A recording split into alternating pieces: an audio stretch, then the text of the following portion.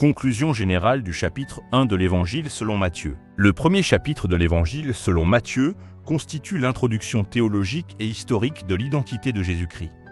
L'auteur y établit deux éléments fondamentaux, la légitimité messianique de Jésus et la nature surnaturelle de sa naissance. La première partie du chapitre, de Matthieu 1 versets 1 à 17, présente la généalogie de Jésus. Cette généalogie relie Jésus à deux figures majeures de l'histoire d'Israël, Abraham et David. Par ce procédé, Matthieu montre que Jésus s'inscrit dans la continuité des promesses divines faites au peuple d'Israël.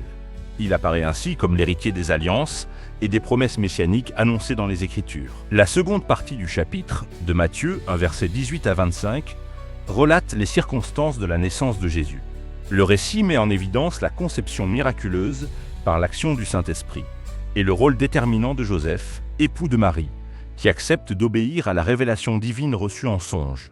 Cette obéissance permet l'accomplissement de la prophétie annoncée dans Ésaïe 7 verset 14, concernant la naissance de l'Emmanuel. Ainsi, Matthieu établit que la venue de Jésus ne relève pas d'un simple événement historique, mais qu'elle s'inscrit dans l'accomplissement du plan de Dieu révélé à travers les Écritures. Récapitulatif des éléments essentiels du chapitre. Plusieurs vérités majeures émergent de l'étude du chapitre 1. Premièrement, la fidélité de Dieu à ses promesses. Les promesses faites à Abraham et à David trouvent leur accomplissement dans la personne de Jésus. Deuxièmement, la souveraineté divine dans l'histoire.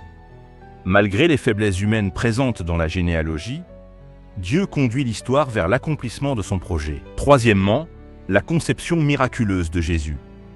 La naissance de Jésus par l'action du Saint-Esprit souligne son identité unique et sa mission salvatrice. Quatrièmement, l'obéissance de Joseph.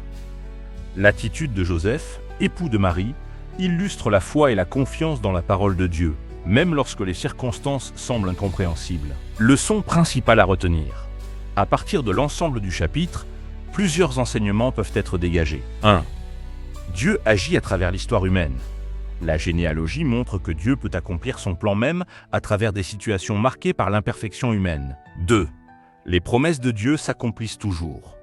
Le chapitre démontre que les promesses faites dans l'Ancien Testament trouvent leur réalisation dans la venue de Jésus. 3. L'obéissance ouvre la voie à l'accomplissement du plan de Dieu.